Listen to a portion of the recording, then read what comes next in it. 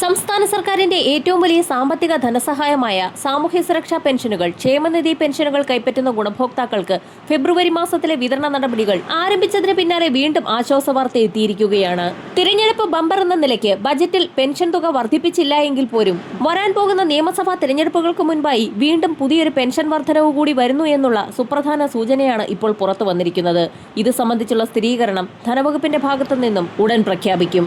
ക്ഷേമ പെൻഷൻ തുക 1600 നിന്നും 2000 രൂപയാക്കി ഉയർത്തിയത് അത്ര ചെറിയ കാര്യമല്ലെന്നും അർഹതപ്പെട്ട ഗുണഭോക്താക്കൾക്ക് ഇനിയും പെൻഷൻ തുകയിൽ വർധനവ് വരുത്തുമെന്നും ധനമന്ത്രി കെ എൻ ബാലഗോപാൽ വാർത്താസമ്മേളനത്തിൽ അറിയിച്ചു. ഇതോടൊപ്പം തന്നെ സർക്കാരിന്റെ മാനദണ്ഡങ്ങളും കൂടുതൽ കർശനമാക്കും. സർക്കാരിനെ കബളിപ്പിച്ചുകൊണ്ട് മരണപ്പെട്ട ആളുകളുടെ ആശ്രിതർ പോലും പെൻഷൻ തുക കൈപ്പറ്റുന്ന രീതി വീണ്ടും സർക്കാരിന്റെ ശ്രദ്ധയിൽപ്പെട്ടിരിക്കുന്ന സാഹചര്യത്തിൽ വരും ദിവസങ്ങളിൽ കർശന പരിശോധന ആരംഭിക്കുമെന്നും ധനവകുപ്പ് വൃത്തങ്ങൾ വ്യക്തമാക്കി. മരണമടഞ്ഞ വ്യക്തികളുടെ ആശ്രിതർ അത് മറച്ചുവെച്ചുകൊണ്ട് പെൻഷൻ തുക കൈപ്പറ്റുന്നത് സ്ഥിരം രീതിയായതുകൊണ്ട് തന്നെ പെൻഷൻ അനുവദിക്കപ്പെട്ട തദ്ദേശ സ്വയംഭരണ സ്ഥാപനങ്ങൾ വരും ദിവസങ്ങളിൽ പരിശോധന കർശനമാക്കുമ്പോൾ അനർഹമായി പെൻഷൻ തുക കൈപ്പറ്റിയ ആളുകൾ 18% പിഴപ്പലിശയടക്കം പെൻഷൻ തുക തിരികെ അടക്കേണ്ടി വരും. വരുമാന സർട്ടിഫിക്കറ്റുകൾ സമർപ്പിക്കുന്നതിനുള്ള കാലാവധി നീട്ടി നൽകിയതിന് പിന്നാലെയാണ് സർക്കാർ മാനദണ്ഡങ്ങൾ കൂടുതൽ കർശനമാക്കുന്നത്. വരാൻ പോകുന്ന നിയമസഭാ തെരഞ്ഞെടുപ്പിന് മുൻപായി പെൻഷൻ തുകയിൽ 200 മുതൽ 500 രൂപയുടെ വരെ വർധനവുണ്ടാകുമെന്നാണ് റിപ്പോർട്ടുകൾ സൂചിപ്പിക്കുന്നത്.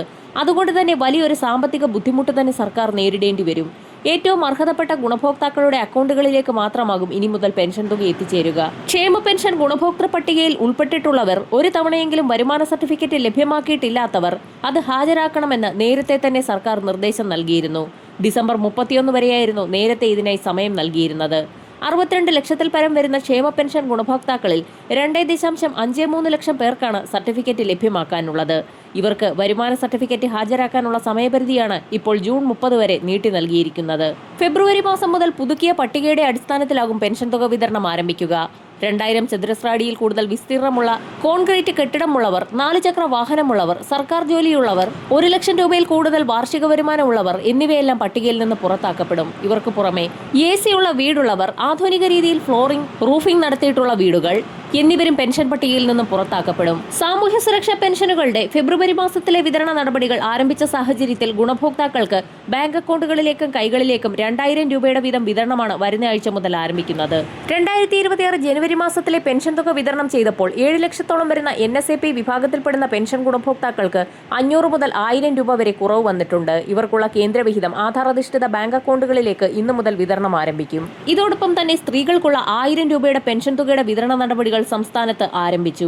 സ്ത്രീ സുരക്ഷാ പെൻഷൻ പദ്ധതിയുടെ സംസ്ഥാനതല ഉദ്ഘാടനം കഴിഞ്ഞ സാഹചര്യത്തിൽ നിലവിലുള്ള അപേക്ഷകൾ പരിഗണിച്ചുകൊണ്ട് 10,18,042 ഗുണഭോക്താക്കളുടെ ബാങ്ക് അക്കൗണ്ടുകളിലേക്ക് 1000 രൂപ വീതം വിതരണം ആരംഭിച്ചിട്ടുണ്ട്.